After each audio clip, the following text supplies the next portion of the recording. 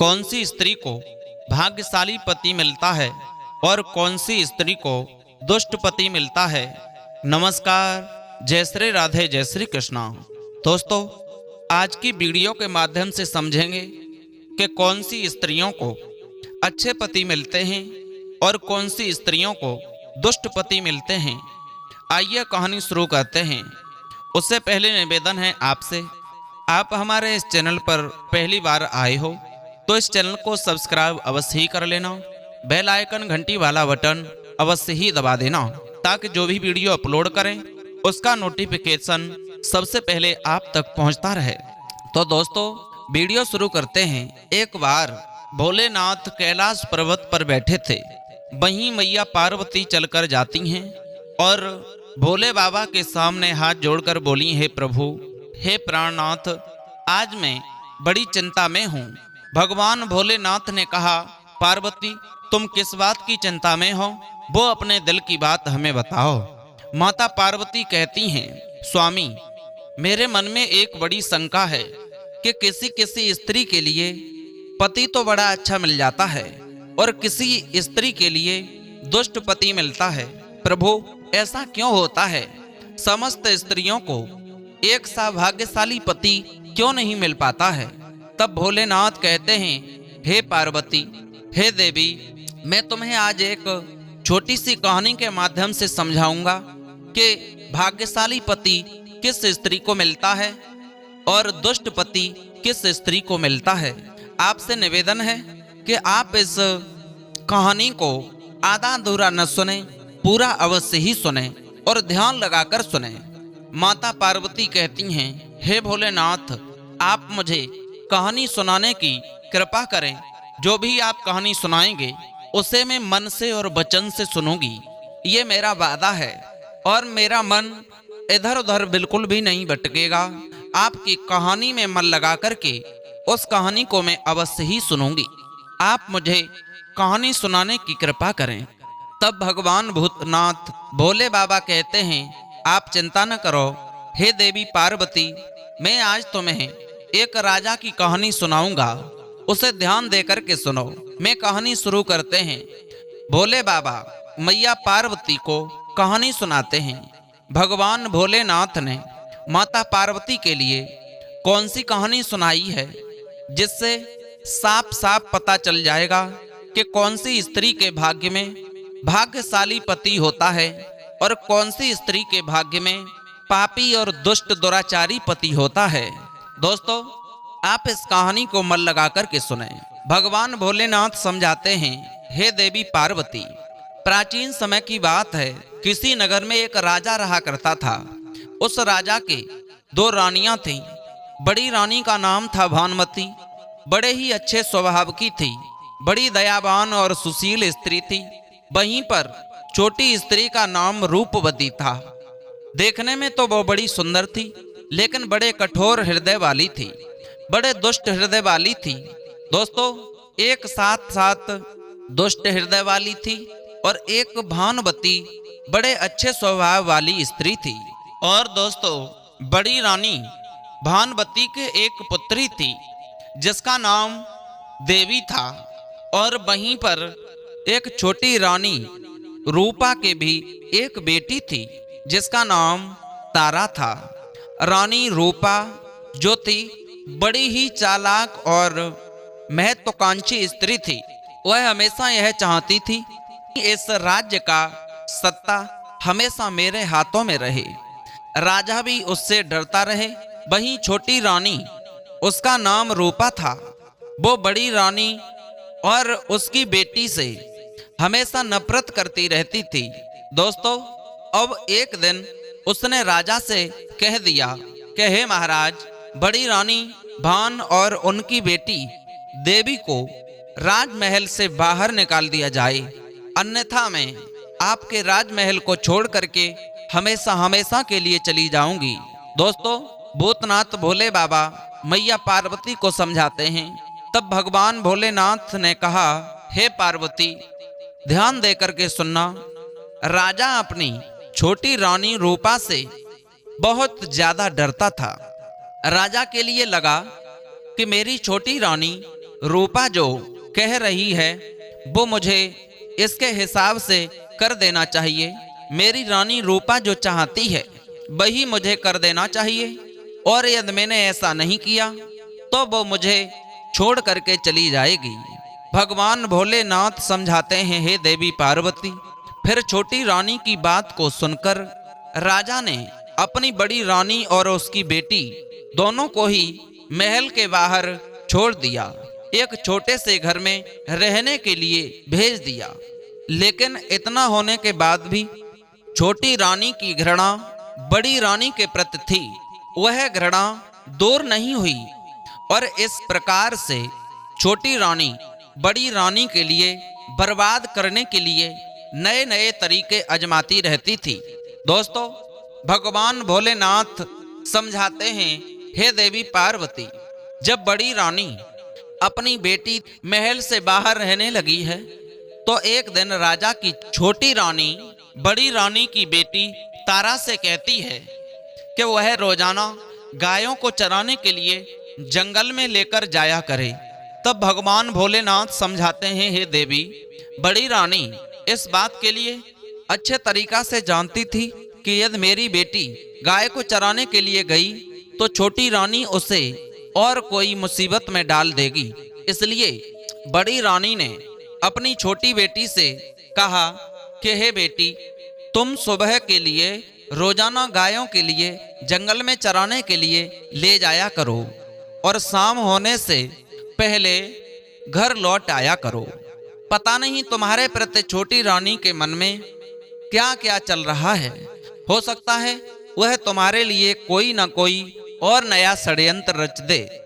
इसलिए पुत्री, तुम हमेशा ध्यान रखना कि गायों के लिए शाम होने से पहले ही घर वापस लेकर के आना। तब भगवान भोलेनाथ समझाते हैं, हे देवी पार्वती, बड़ी रानी की बेटी जिसका नाम देवी था, दोस्तों, उसे अपनी माँ का कहना तो मानना ही था, और इस प्रकार से वो बेटी अपनी माँ की बात को मान करके रोजाना सुबह गाय के लिए जंगल में चराने के लिए ले जाती और शाम होने तक गायों को वापस लेकर के लौट आती। फिर इस प्रकार से यह क्रम रोजाना चलता जाता है। अब एक दिन शाम के लिए बड़ी रानी की बेटी गाय चरा करके वापस घर के लिए लौट करके आ रही थी तो उसे पीछे से एक धीरे धीरे कुछ आवाज सुनाई दी, और उस आवाज ने कहा कि हे देवी, क्या तुम मुझसे विवाह करोगी? भगवान भोलेनाथ समझाते हैं, हे देवी पार्वती, जैसे ही जंगल से यह आवाज आई और बड़ी रानी की बेटी ने सुनी तो वह एकदम से डर गई और जितनी जल्दी उससे हो सका वह गायों को लेकर के और जल्दी जल्दी घर पर चली आई। इस प्रकार से जब दूसरे दिन भी गाय चरा करके वह घर के लिए लौट रही थी, जंगल से तो उसी स्थान पर उसने पुनः वही आवाज फिर सुनी, और उस आवाज ने फिर धीरे से कहा, हे देवी, क्या तुम मुझसे विवाह करोगी? तब भगवान भोलेनाथ माता पार्वती को फिर समझाते हैं। फिर तो रात के लिए बड़ी रानी भानुमती की बेटी ने भानुमती के लिए इस आवाज के बारे में बताया। जब वो वहां से वापस लौटी देवी तो उसने अपनी माँ के लिए वो सारी हकीकत बताई। इस बात पर विचार करती रही और फिर उसने अपनी बेटी से कहा, हे बेटी, जब आज तुम जंगल में गायों को चराने के लिए लेकर के जाओ और शाम के समय जब लौट के आओ, यदि तुम्हें आज भी वही आवाज सुनाई दे और वही आवाज तुमसे कहे, क्या तुम मेरे साथ विवाह करना चाहती हो, तो तुम केवल उससे एक ही बात कह देना, बेटी, कि कल सुबह तुम मेरे घर पर आ जाओ, फिर मैं तुमसे विवाह कर लूंगी। फिर तो अपनी माँ की बात सुनकर वह बेटी कहने लगी, हे माँ, हम उसे जानते भी नहीं हैं, आखिर फिर तुम उसके साथ में विवाह ऐसे कैसे कर सकती हो? तो बड़ी रानी ने बड़े हताश निराश होकर के कहा, हे बेटी, जिस परिस्थिति में आज हम और तुम जीवित हैं आखिर इससे ज्यादा बुरा हमारे साथ और क्या होगा। इसलिए हमें इस प्रस्ताव के लिए स्वीकार कर लेना चाहिए। बेटी, ईश्वर हमारी ऐसे में सहायता जरूर करेंगे। हम दोनों का जीवन तो छोटी रानी ने वैसे भी बर्बाद कर दिया है, तबाह करके रख दिया है, क्योंकि तुम्हारे पिताजी जो हैं वह छोटी रानी की बात बहुत मानते हैं और इसलिए हम दोनों के लिए घर से बाहर निकाल दिया है। यदि ईश्वर हमारे लिए विवाह का मौका दे रहे हैं और यदि कोई तुमसे विवाह करना चाहता है तो आखिर इसमें हर्ज क्या है? तुम हाँ कह दो। ईश्वर जो करता है वह अच्छे को ही करता है। फिर इस प्रकार से बड़ी रानी की बात को सुनकर के उसकी बेटी, जिसका नाम देवी था, वह गायों को चराने के लिए लौट रही थी तो उसके लिए वही आवाज फिर सुनाई दी, हे देवी, क्या तुम मेरे साथ में विवाह करोगी? उस आवाज को सुनकर के बड़ी रानी की बेटी तारा एकदम से रुक गई। उसने पीछे मुड़कर देखा, लेकिन उसे दूर दूर तक कोई दिखाई नहीं दिया। वह एकदम से हिचक गई और डर गई। वह वहां से भाग जाना चाहती थी, लेकिन ऐसे में फिर उसे अपने माँ के द्वारा बताए गए वही शब्द याद आ गए और फिर एकदम से बोली, हाँ, तुमसे विवाह कर तो लूंगी, यदि तुम मेरे घर आ जाओ तो तुमसे विवाह कर लूंगी और सुबह तुम मेरे घर आ जाओ। ऐसा कह करके वह बड़ी रानी की बेटी, जिसका नाम देवी था, वह गायों के लिए तेजी से और अपने घर को लेकर के वापस लौट आई। दोस्तों, भगवान भोलेनाथ समझाते हैं कि हे देवी पार्वती, अगले दिन राजा की बड़ी रानी भानुवती वहां से उठ जाती है और दरवाजा खोलने के लिए मन में सोचती जाती है कि बेटी जंगल में कल कह के आई है, यदि तुम मेरे घर आ जाओ तो तुमसे मैं विवाह कर लूंगी। अब मैं दरवाजे को खोल करके देखती हूँ, हो सकता है कोई बाहर खड़ा हुआ विवाह के लिए प्रतीक्षा कर रहा हो। और फिर ऐसा मन में सोच करके जैसे ही राजा की बड़ी रानी ने दरवाजा खोला तो वहां पर देखा कि कोई भी नहीं था। अचानक से उसे एक बहुत बड़ा सा धक्का लगा और वह एकदम से चुप रह गई।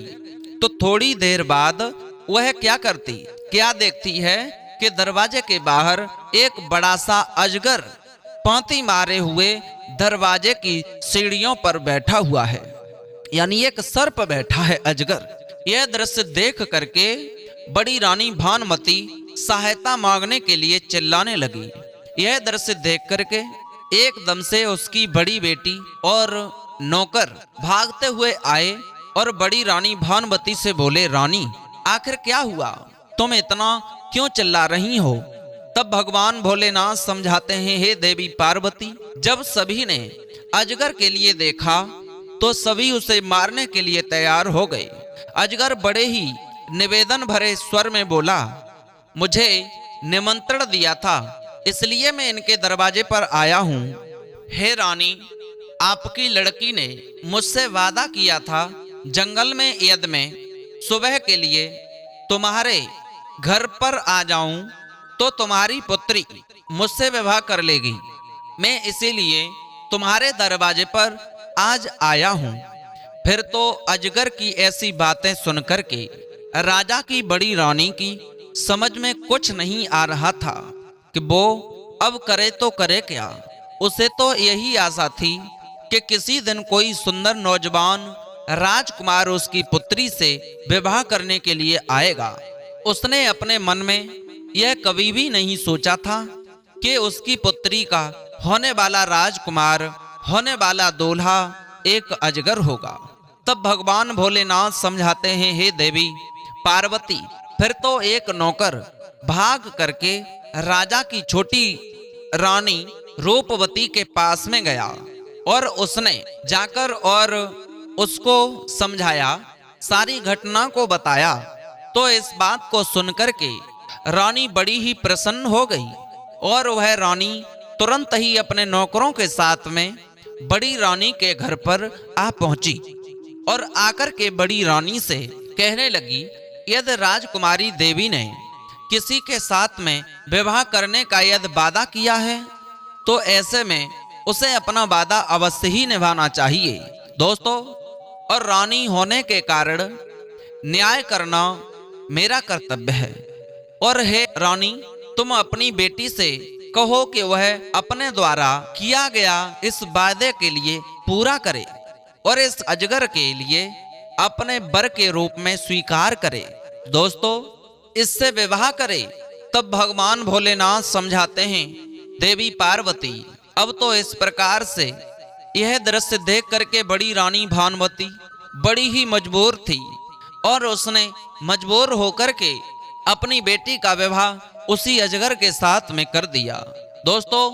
जैसे ही बड़ी रानी की बेटी का विवाह उस अजगर के साथ में हो जाता है तो इस दृश्य को देख करके छोटी रानी रूपवती बड़ी प्रसन्न होती है कि अब आनंद आ जाएगा जब इसकी बेटी के लिए अजगर खा लेगा।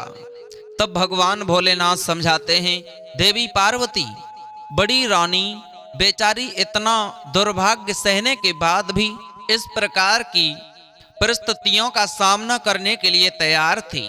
विवाह होने के बाद में इधर अजगर अपनी पत्नी को लेकर के एक कमरे में चला जाता है और उधर बड़ी रानी भानुमति रात भर भगवान से प्रार्थना करती है कि हे ईश्वर, मेरी बच्ची ठीक ठाक रहे दोस्तों। अब इधर जैसे ही दूसरे दिन का सुबह होता है तो बड़ी रानी के लिए रात भर नींद नहीं आई और सुबह होते ही होते एकदम से दरवाजे की खटखटाहट आती है। तो जैसे ही दरवाजा खुलता है तो उस कमरे में से एक सुंदर सा राजकुमार निकलता है।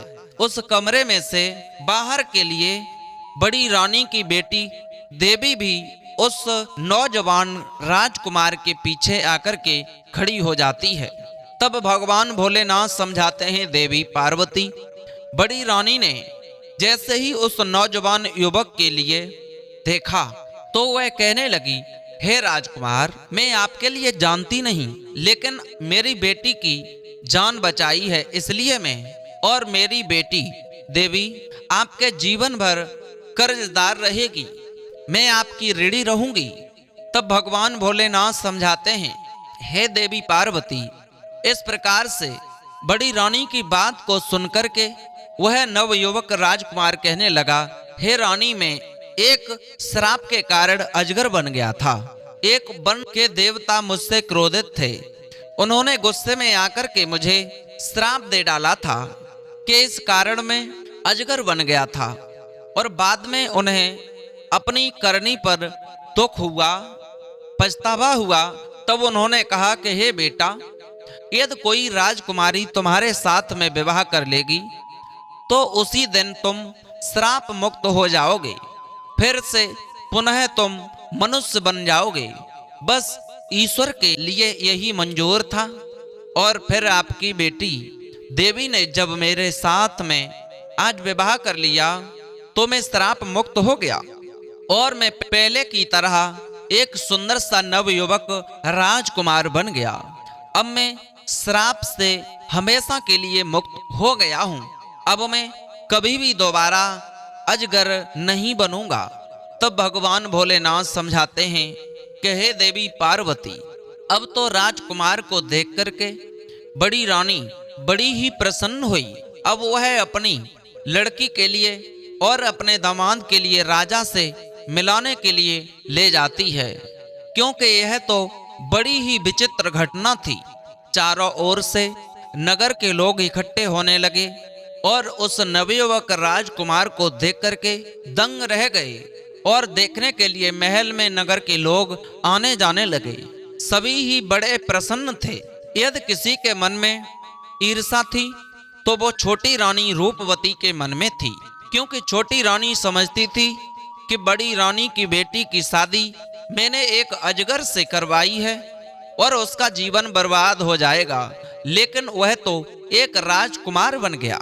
और इसलिए छोटी रानी के मन में बड़ी रानी के और उसकी बेटी के प्रति ईर्ष्या भरी रहती थी। तब भगवान भोलेनाथ कहते हैं, देवी पार्वती, छोटी रानी बड़ी ही क्रोधित थी। उसने गुस्से में आकर के अपने लिए अपने कमरे में बंद कर लिया, क्योंकि बड़ी रानी की बेटी का भाग्य है उससे देखा नहीं गया। उसकी खुशियां उसके बर्दाश्त से बाहर जा रही थीं। आखिर उसे भाग्यशाली पति कैसे मिल गया? आखिरकार छोटी रानी पर बड़ी रानी की बेटी के भाग्य के लिए देखा नहीं गया तो उसके समझ में एक युक्ति आई। उसने अपनी पुत्री के लिए अपने पास में बुलाया और कहने लगी अपनी बेटी से कि हे बेटी, देखो बड़ी रानी की जो पुत्री है देवी, उसका विवाह तो अब अच्छी तरीका से हो गया और उसे अब भाग्यशाली पति भी मिल गया और वह एक राजकुमार है। अब तो उसके ठाट बाट ही बड़े निराले हो गए हैं। बेटी, अब बारी तुम्हारी है, इसलिए मेरी बेटी तुम भी अब एक काम करो, तुम भी कल से अब जंगल में गायों को चराने के लिए जाया करो। दोस्तों, छोटी रानी की बेटी कहने लगी, हे माँ, कैसी उल्टी सीधी बातें कर रही हो? हमारे महल में इतने सारे नौकर चाकर हैं, फिर इतने नौकर चाकर होने के बाद भी मैं जंगल में गाय चराने के लिए क्यों जाऊंगी? मैं ऐसा कभी भी नहीं कर सकती हूँ। माँ बेटी के शब्द सुनकर के छोटी रानी क्रोध में आकर के बोली, हे बेटी, तुम ये मेरी आज्ञा है तुम्हारे लिए, अब तुम्हें ठीक ऐसा ही करना होगा। तुम जंगल में गाय चराने के लिए जाओ और जंगल में तुमसे कोई भी विवाह करने के लिए कहे, प्रस्ताव रखे, तो तुम उससे तत्काल कह देना, हाँ मैं विवाह करने के लिए तैयार हूँ, और कह देना कि तुम हमारे घर पर अगले दिन के लिए आओ और मैं तुम्हारे साथ शादी कर लूंगी। तब भगवान भोलेनाथ समझाते हैं कि हे देवी पार्वती, छोटी रानी की बेटी जिसका नाम तारा था, वो छोटी रानी की योजना से बड़ी ही भयभीत हो उठी, मगर छोटी रानी के सामने वो कुछ भी बोल नहीं सकती और वो गायों को जंगल में ले जा करके उन्हें पूरे जंगल में घुमा घुमा करके चराने लगी और वहां पर इस प्रकार इस बात को याद करके खूब रोई। वह लौट करके गाय चरा करके जब शाम को वापस आई तो अपनी बेटी से पूछने लगी कि हे बेटी, आज जंगल में तुमसे किसी ने विवाह करने का प्रस्ताव रखा था? तो छोटी रानी की बेटी कहने लगी, माँ, मुझसे विवाह करने के लिए किसी भी व्यक्ति ने कुछ भी नहीं कहा। तो छोटी रानी कहने लगी, क्या तुमने जंगल में किसी की आवाज सुनी जो तुमसे कह रहा हो क्या तुम मेरे साथ विवाह? माँ, तो छोटी रानी की बेटी कहने लगी, नहीं, मुझे एक बार भी जंगल में किसी प्रकार की कोई भी आवाज नहीं सुनाई दी जो मुझसे कह रही हो कि वो मुझसे विवाह करेगी। तब भगवान भोलेनाथ समझाते हैं, देवी पार्वती, फिर तो अपनी बेटी की बात सुनकर के छोटी रानी बड़ी ही हताश और निराश हुई और मन ही मन बार बार सोचने लगी, जंगल में कोई अजगर था नहीं जो मेरी बेटी तारा से विवाह करने का प्रस्ताव रखता। फिर तो छोटी रानी ने खुद ही एक अजगर को ढूंढने का निश्चय किया और अपने सिपाहियों से कहा कि सिपाहियों, तुम्हें जंगल में कहीं ना कहीं से एक अजगर ढूंढकर लेकर आना है। फिर तो रानी की आज्ञा पाकर के महल के जितने भी नौकर चाकर थे वह बहुत ज्यादा प्रयास करने पर काफी दिनों के बाद में एक बड़े से अजगर के लिए ढूंढ करके लेके आ पाए। उन्हें जब भी अजगर मिल गया तो वह उसको पकड़ करके उस अजगर के लिए राजमहल में लेकर के आए। तब भगवान भोलेनाथ समझाते हैं, हे देवी पार्वती, आखिरकार रानी का जो निर्णय था वह पूरा हो गया और उसने अपनी बेटी का विवाह उसी अजगर के साथ में कर दिया। और फिर विवाह की बात छोटी रानी ने अपनी बेटी तारा के लिए और उस अजगर को एक कमरे में बंद कर दिया। रानी सुबह होने की प्रतीक्षा करने लगी। सारी रात भर छोटी रानी रूपवती सोई ही नहीं, क्योंकि वह मन ही मन सोच रही थी, क्योंकि यह अजगर एक राजकुमार के रूप में परिवर्तित हो जाएगा, राजकुमार बन जाएगा। तब भगवान भोलेनाथ समझाते हैं, हे देवी पार्वती, जब सुबह होने पर छोटी रानी ने दरवाजे के लिए खटखटाया, जब दरवाजा खोलने से नहीं खुला तो उसने अपने सिपाहियों से कह करके उस दरवाजे को तोड़वा दिया। जैसे ही उस दरवाजे को तोड़ा तो उसमें तो दृश्य ही कुछ अलग था। दृश्य को देखते ही कि अजगर के साथ में उसने अपनी बेटी का विवाह किया था, वह अजगर एक राक्षस का रूप लिए हुए खड़ा है और उसने उसकी बेटी तारा के लिए मार दिया था। फिर जैसे ही छोटी रानी रूपवती ने अपनी बेटी के लिए मरा हुआ देखा तो वह एकदम से भाग करके गई, तो उस राक्षस ने उस छोटी रानी का भी अंत कर दिया। तब भगवान भोलेनाथ कहते हैं कि हे देवी पार्वती, तुम्हारा प्रश्न था कि कौन सी स्त्री को आखिरकार भाग्यशाली पति मिलता है और कौन सी स्त्री को दुष्ट पति मिलता है। तो समझ लो कि पति से हृदय से प्रेम करती हैं, तन मन धन से प्रेम करती हैं, अपने पति के प्रति सेवा भाव रखती हैं, चरित्रवान होती हैं और अपने सास ससुर की सेवा करने वाली होती हैं, ऐसी स्त्रियों के लिए हर जन्म में भाग्यशाली ही पति प्राप्त होता है, भाग्यशाली पति मिलता है। जैसा कि बड़ी रानी की पुत्री जिसका नाम देवी था, उसने अपने हर जन्म में अपने पति से सच्चे हृदय से प्यार किया था, इसलिए उसे इस जन्म में भी भाग्यशाली पति मिला। और वही राजा की छोटी रानी जो थी, उसकी बेटी तारा थी, उसने अपने पूर्व जन्मों में अपने पति के लिए बहुत सारा तंग किया था, मारा पीटा भी था, उसे प्रताड़ित किया था, जिसकी वजह से उसको इस जन्म में एक अजगर के भेष में राक्षस रूपी पति मिला। और फिर छोटी रानी उसकी बेटी को उस राक्षस ने मृत्यु के हवाले कर दिया। दोस्तों, भगवान भोलेनाथ कहते हैं कि हे देवी पार्वती, भाग्यशाली पति उसी पत्नी के लिए मिलता है जो स्त्री चरित्रवान होती हैं और अपने पति से तन मन धन से सेवा करती हैं, और जो स्त्रियां अपने पति को मारती पीटती हैं, प्रताड़ित करती हैं, पति को तंग करती हैं, अभद्र भाषा बोलती हैं। अक्सर करके जो पत्नियां अपने पति को पति नहीं समझती हैं, तो उन्हें अक्सर करके भाग्यशाली पति नहीं बल्कि एक दुष्ट पति मिलता है।